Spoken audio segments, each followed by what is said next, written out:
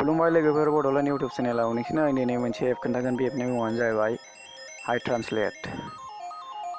नोंथांमोना इंलिश रोङाबा बे एपखौ इउज खालामनो हागोन। बे एपखौ मारै इउज खालामो आं नोंसिनो खोन्थागोन लोगोफोर। नाथाय आगोल खोनासंग्रो।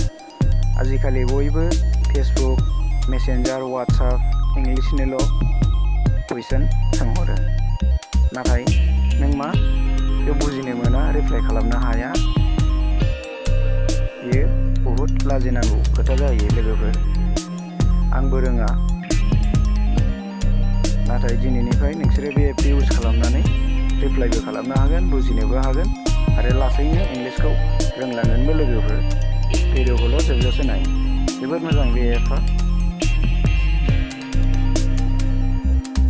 भिडिअखौ सुरु खालामनायनि सिगां नोंसिनाव आं मोनसे रिकुवेस्ट खालामगोन लोगोफोर, अन्नानै एक्सेप्ट खालाम। नोंथाङा जुदि आंनि चेनेलखौ साबस्क्राइब खालामाखैबा प्लिज साबस्क्राइब खालाम, नैबे रेड कालाराव थुनानै। आरो लोगोसे बेलनि आइकनबो फैगोन, बेखौबो एनेबल खालाम। मानोना नोंथांनिसिम नटिफिकेसन मोनगोन आं भिडिअ आपल'ड खालामनाय लोगो लोगो।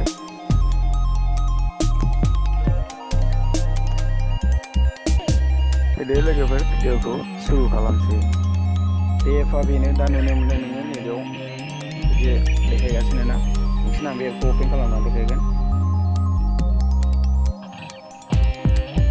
बे एपआ नैबेनो हाइ ट्रान्सलेट, नैबेखौ नुनो मोनदों ना।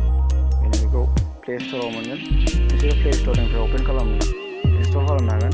आरो प्ले स्ट'रनिफ्राय इनस्टल खालामाबा आंनि डिसक्रिपसनाव मोनगोन, नों भिडिअ नायनायनि गाहायाव बेखौ लिंक होनानै दोनदों आं, बेयाव मोनगोन। बेखौ अपेन खालामनानै दा नों बेखौ ओरै नेक्स्ट खालामदो।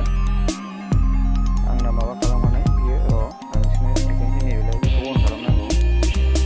बेयाव थागोन फार्स्टआव नोंना, बेखौ अन खालामदो। ओमफ्राय बेखौ सेलेक्ट खालामदो भाषाखौ मायाव दोनो। ओमफ्राय बेखौ इंलिश दोननांगोन। बेखौ अन खालामनानै नैबिदिनो जागोन।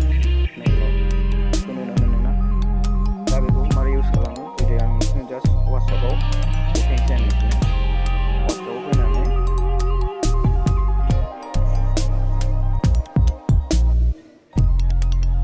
वाट्सएपआव जास्ट नै आं नोंसिनो बेखौ देखायनोसै।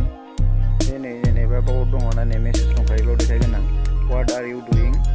बेखौ आंथ' बुजिनो मोनासै बेखौ, नाथाय आं नैबेजों नायनोसै। बेखौ दा नैबे दंना खनायाव, नैबे बेखौ ओरै लाबोनानै बिनि सायावल' ओरै होनांगौ। नै डोन्ट केयार हेयाव देखायबायना। आरो नों नै बेखौबो ओरै लाबोदो। नै हेल' मित्र, नै आइ एम गोइं टु टुमर'। मा नाय जादों बुजियाखै दा, बेखौ नायदो नों दा। नै मैं कल जा रहा हूँ। एसे मोजां नुबायना लोगोफोर। आई एटिंग ए बेनाना, बेखौ नायदो। नै मैं एक केला खा रहा हूँ। मोजां ना लोगोफोर एपआ। नोंथांमोना दिनैनिफ्राय रिप्लाइ खालामनो हागोन दे लोगोफोर, बे एपखौ इउज खालामनानै।